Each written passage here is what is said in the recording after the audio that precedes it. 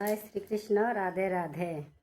জানেন কি বন্ধুগণ, প্রকৃত বা সত্যিকারের প্রেম বা ভালোবাসা কাকে বলে?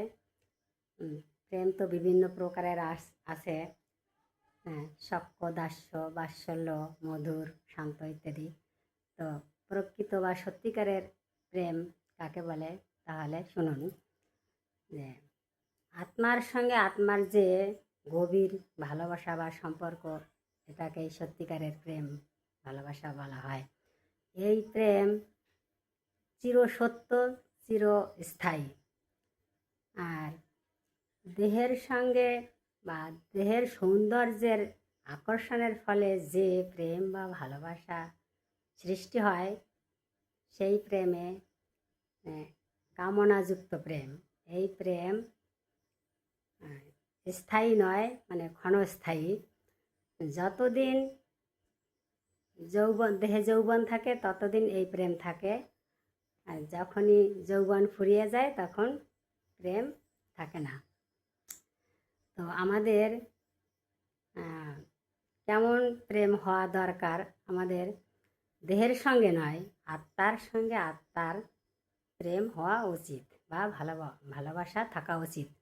তো একজন ভক্ত বলেছিলেন যে কাম না থাকলে প্রেম হয় না।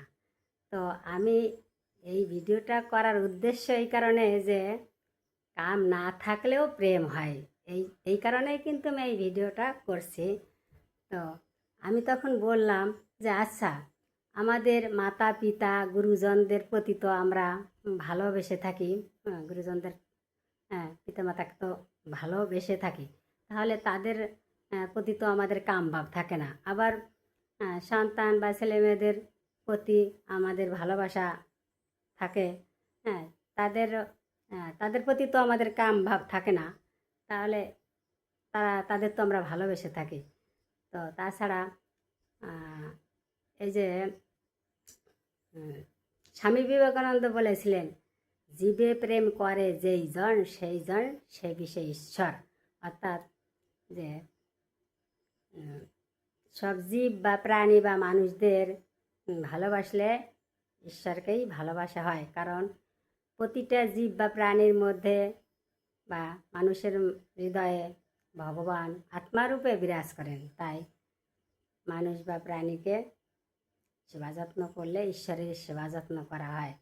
তাহলে এই যে ভালোবাসা, এর মধ্যে তো কোনো কামের গন্ধ আমি দেখছি না।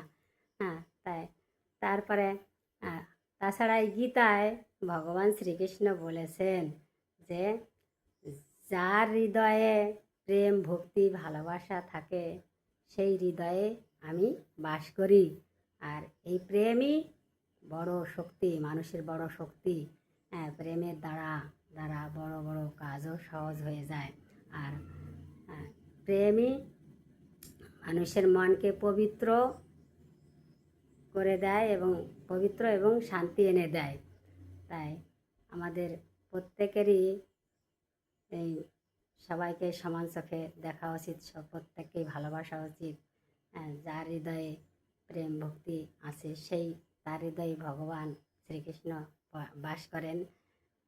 তাই জয় শ্রীকৃষ্ণ। এখানে রাখছি। যদি ভিডিওটা ভালো লাগে লাইক শেয়ার কমেন্ট করে পাশে থাকবেন, আর আমার চ্যানেলটি সাবস্ক্রাইব করে রাখবেন। আমি নতুন নতুন তথ্য আপনাদের দেব যতদূর পারি। হরে কৃষ্ণ। এখানে